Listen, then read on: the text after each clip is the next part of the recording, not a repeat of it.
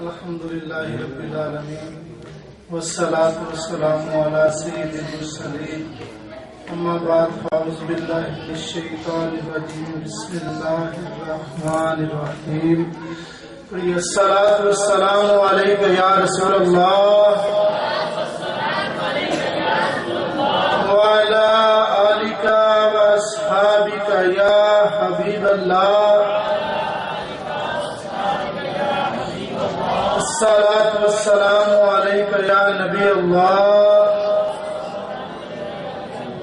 وعلی آلک واصحابک یا نور اللہ۔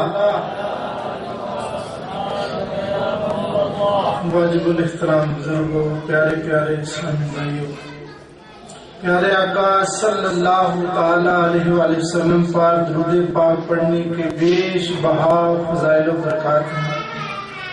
ایک حدیث پاک کے مفہوم میں پیارے آقا صلی اللہ تعالی علیہ وآلہ وسلم نے ارشاد فرمایا کہ جس نے مجھ پر ایک مرتبہ درود پاک پڑھا، اللہ تعالیٰ اس پر 10 رحمتیں نازل فرماتا ہے، 10 اس کے گناہ معاف فرماتا ہے اور 10 اس کے درجات بلند فرماتا ہے۔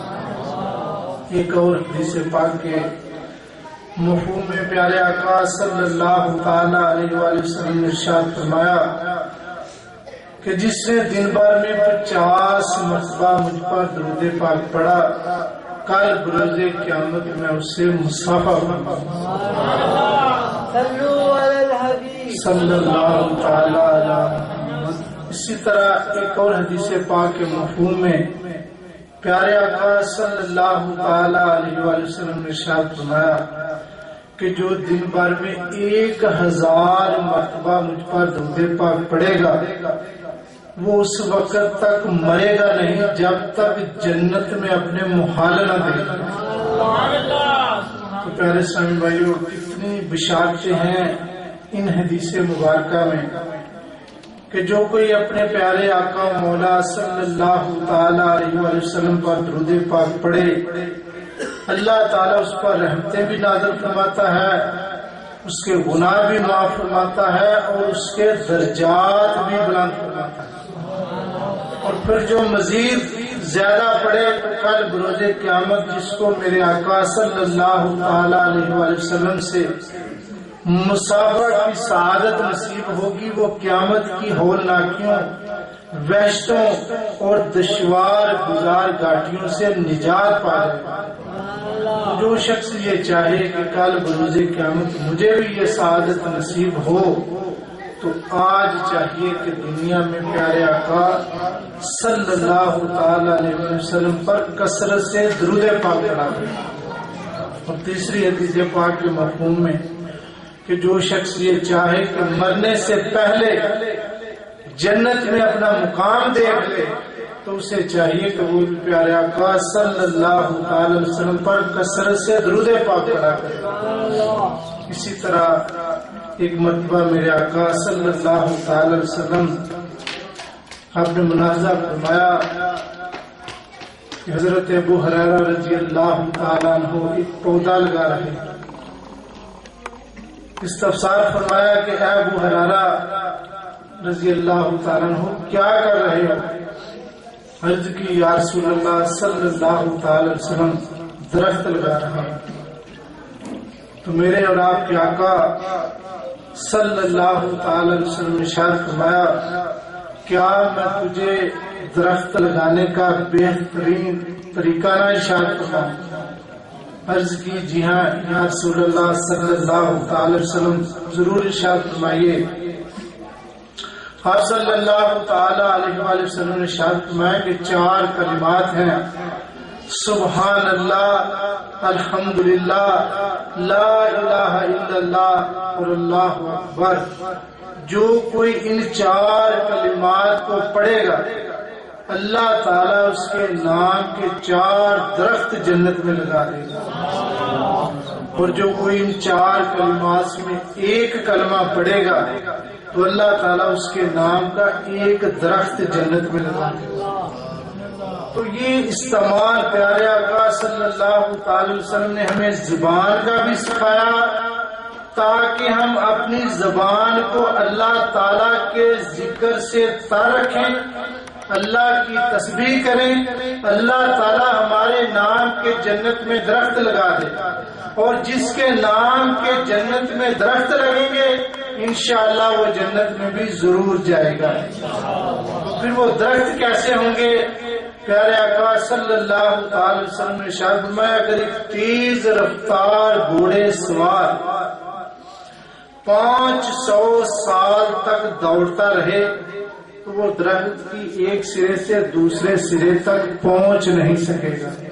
اتنے بڑے درخت اللہ کی رحمت سے اس بندے کے لیے لگیں گے جو کہ اپنی زبان سے ان 4 کلمات کو سبحان اللہ والحمدللہ ولا الہ الا اللہ واللہ اکبر کہے گا۔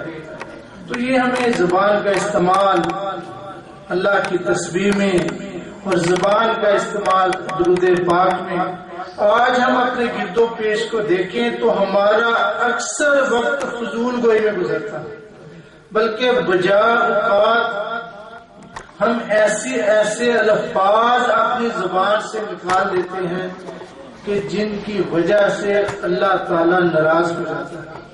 ایک حدیث پاک کے مفہوم میں ہے کہ بندہ اپنی زبان سے کوئی ایسی بات کہہ دیتا ہے اور وہ جانتا بھی نہیں کہ اللہ تعالیٰ ہمیشہ ہمیشہ کے لیے اسے ناراض ہو جاتا ہے۔ اور اسی طرح ایک بندہ اپنی زبان سے کوئی ایسی بات نکالتا ہے اس کو خبر بھی نہیں ہوتی اور اللہ تعالیٰ اس سے ہمیشہ ہمیشہ کے لیے راضی ہو جاتی ہے۔ تو ہمیں ہر وقت اپنا محاسبہ کرتے رہنا چاہیے، اپنی زبان کو بجائے دنیا کے فضول کاموں میں صرف کرنے کی بجائے یا تو درود پاک پڑھا کریں یا اللہ تعالیٰ کی تسبیح کریں، اور اگر خاموش ہی رہنے کا دل چاہے تو خاموشی بھی ہماری عبادت بن سکتی ہے اگر ہم آخرت کی فکر کے متعلق سوچیں، خاموش رہ کر آخرت کے متعلق سوچیں کہ کل کو میرا کیا بنے گا، قبر میں حشر میں کیسے نجات پاؤں گا۔ تو اگر وہ خاموشی انسان کی فکر آخرت کے متعلق ہے تو آخرت کے متعلق لمحہ بھر سوچنا 60 سال کی نفلی عبادت سے بھی افضل ہے۔ تو پیارے اسلامی بھائیوں، ہمیں بھی چاہیے کہ ہر وقت اپنی زبان کو درود پاک میں مشغول رکھیں، اللہ تعالیٰ کی حمد و تسبیح میں لگائے رکھیں، اور اگر خاموش رہیں تو پھر ہماری خاموشی فکر آخرت کے لیے ہونی چاہیے۔ پیارے اسلامی بھائیوں، یہاں الحمدللہ محفل میلاد کا اہتمام کیا گیا کہ شادی خانہ آبادی کے سلسلے میں یہ بڑا ہی احسن قدم ہے کہ انشاءاللہ اس کی برکت سے یہ بیش بہا خرافات سے بھی بچ جائیں گے اور اللہ تعالیٰ کی رحمتوں کا بھی نزول ہوگا، اور ہم یہاں جتنے بھی آئے ہیں انشاءاللہ ہماری بھی بخشش و مغفرت کا سبب بن جائے گی یہ محفل میلاد۔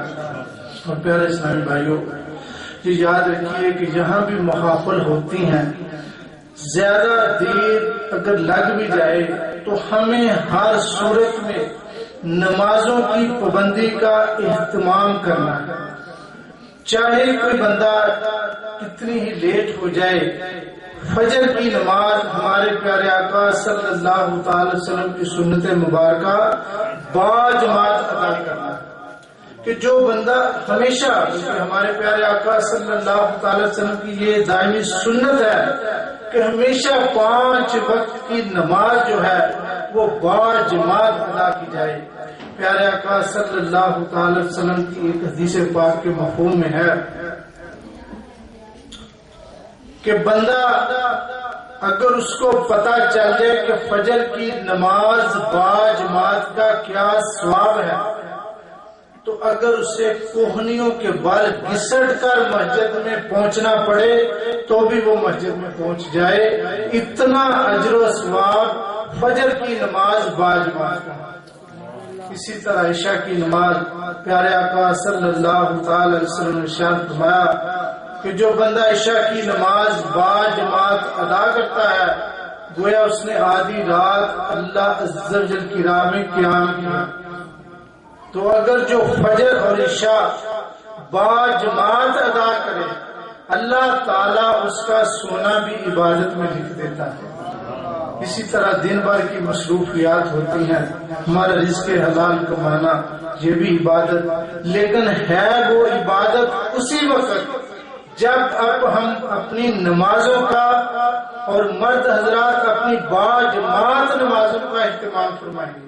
جب ہم نمازوں کی پابندی کریں گے تو انشاءاللہ ہمارا دن بھر میں وہ 5 وقت کی نمازوں کے درمیان ہمارا رزق حلال کمانا وہ بھی انشاءاللہ عز و جل عبادت بن جائے گا. جب بندہ نماز با جماعت ادا کرتا ہے تو اللہ تعالیٰ اس کے سارے گناہوں کی گٹھری باندھ کر اس کے سر پہ رکھ دیتا ہے، اور جو ہی وہ سجدے میں جاتا ہے اللہ تعالیٰ اس کے تمام پچھلے گناہوں کو معاف فرماتا ہے. اسی طرح نماز کے فضائل میں لکھا ہے کہ ایک نماز دوسری نماز تک گناہوں کا کفارہ بن جاتا ہے. تو ہمیں بھی بالخصوص ان با جماعت نمازوں کا اہتمام کرنا چاہیے. نمازوں کی با جماعت ادائیگی کے بارے میں ایک حدیث مبارکہ کے مفہوم میں ہے کہ حضرت ابو امامہ باہلی رضی اللہ تعالیٰ عنہ ایک مرتبہ بارگاہ رسالت مآب صلی اللہ علیہ وسلم میں بڑے پریشان حاضر ہوئے. پریشانی کی وجہ پوچھی گئی تو عرض کی یا رسول اللہ صلی اللہ علیہ وسلم چور میرے 10 مال بردار اونٹ چرا کر لے گئے. تو پیارے آقا صلی اللہ علیہ وسلم نے جو ارشاد فرمایا وہ سننے کے قابل ہے. میرے اور آپ کے آقا صلی اللہ علیہ وسلم نے ارشاد فرمایا کہ میں سمجھا تھا شاید تمہاری تکبیر اولا فوت ہو گئی. عرض کی گئی یا رسول اللہ صلی اللہ علیہ وسلم کیا تکبیر اولا 10 مال بردار اونٹوں سے بڑھ کر ہے؟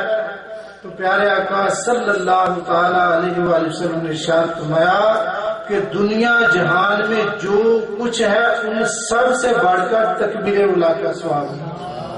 اگر تکبیر اولا کا اتنا ثواب ہے تو پوری با جماعت نماز کا کتنا ثواب ہوگا.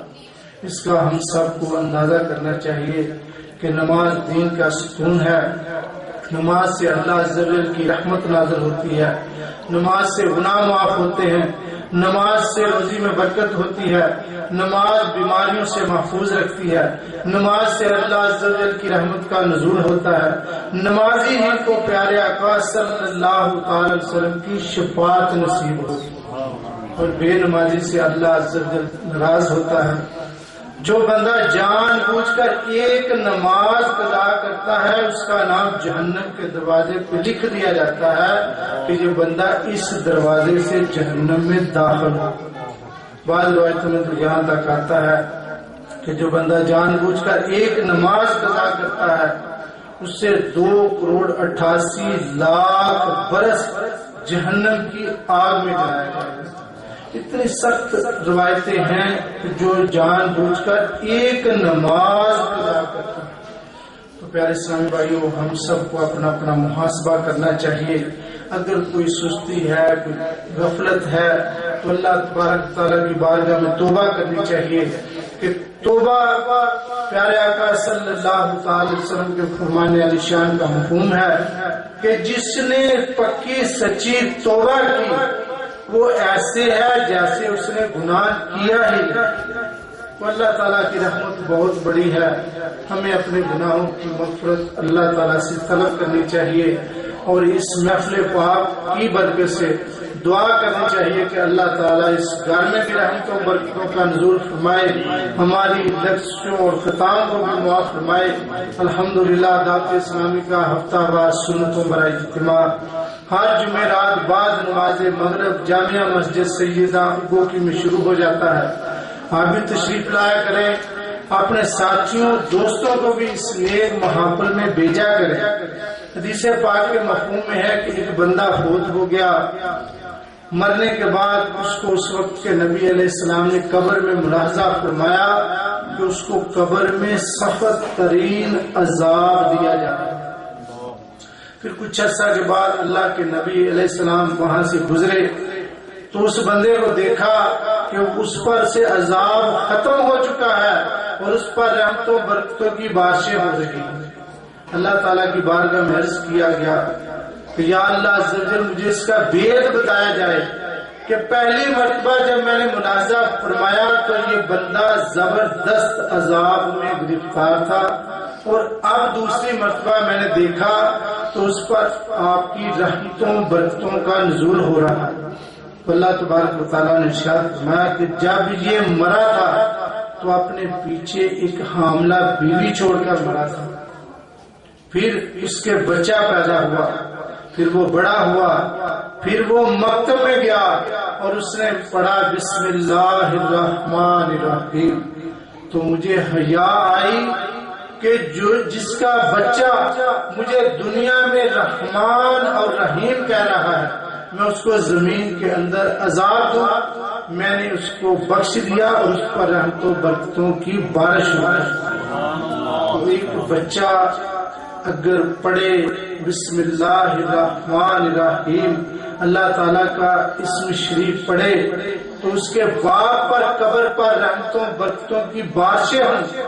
تو جو نمازیں پڑھے گا, قرآن پاک پڑھے گا, کثرت سے درود پاک پڑھے گا, نیک محافل میں جائے گا تو اس کے ماں باپ پر کتنی رحمتیں نازل ہیں. اور اگر آج ہم چاہتے ہیں کہ ہمارے ماں باپ پر قبروں میں رحمتوں برکتوں کا نزول ہو تو آج ہمیں نمازوں کی پابندی کرنی چاہیے, درود پاک کثرت سے پڑھنا چاہیے, تلاوت قرآن پاک کثرت سے کرنی چاہیے. اور اگر ہم چاہتے ہیں کہ جب ہم قبروں میں جائیں تو ہماری قبروں پر بھی اللہ تعالیٰ کی رحمتوں برکتوں کا نزول ہو تو آج اپنی اولادوں کو صلاۃ و سنت کا پابند بنا دیں. انشاءاللہ صلاۃ و سنت کے پابند کی اولاد جب نمازیں پڑھے گی, قرآن پاک پڑھے گی, درود پاک پڑھے گی, نیک محافل کرے گی یا اس میں شامل ہوگی, انشاءاللہ ہماری قبروں میں بھی اللہ تعالیٰ کی رحمتوں کا نزول ہوگا. تو اسی طرح الحمدللہ دعوت اسلامی کا مدنی چینل گھروں میں بھی رحمتوں برکتوں کا نزول کا ذریعہ ہے. اس کا دیکھنا عین شریعت کے مطابق اور اس کا دیکھنا عبادت ہے. اپنے گھروں میں مدنی چینل کو عام کیجئے. دعوت اسلامی کا مدنی چینل الحمدللہ عین شریعت کے مطابق گھروں میں رحمتوں برکتوں کی بہاریں لٹا رہا ہے. الحمدللہ اس کو دیکھ دیکھ کر بیش بہار لوگوں نے اپنے گناہوں سے توبہ کی, پکے سچے نمازی بن گئے. اور الحمدللہ اسی طرح دعوت اسلامی کے ہفتہ وار اجتماعات الحمدللہ وہاں بھی بیش بہا اسلامی بھائی آتے ہیں, اپنے گناہوں سے توبہ کرتے ہیں اور پکے سچے نمازی, پکے سچے عاشق رسول بن جاتے ہیں. تو الحمدللہ آپ جد و پیش میں دیکھتے ہیں کہ بیش بہا اسلامی بھائی صلاۃ و سنت کا پابند ہے. تو یہ اسی ماحول کی برکت ہے اور یہ بھی الحمدللہ اسی ماحول کی برکت سے آج اس محفل میلاد کا انعقاد ہے. انشاءاللہ ہم جب سب صلاۃ و سنت کا پابند بنیں گے ہم سب کے گھروں میں انشاءاللہ رحمتوں برکتوں کی بارشیں ہوں. اسی طرح دعوت اسلامی کے مدنی قافلے بھی سفر کرتے ہیں علم دین حاصل کرنے کے لیے, قافلوں کے بھی مسافر بنے. اللہ تعالیٰ سے دعا ہے کہ اللہ تعالیٰ مجھے اور آپ سب کو زیادہ سے زیادہ علم دین حاصل کرنے, اس پر عمل کرنے اور دوسروں تک پہنچانے کی توفیق عطا فرمائے. آمین. جاہ نبی العالمین صلی اللہ تعالی علیہ وآلہ وسلم.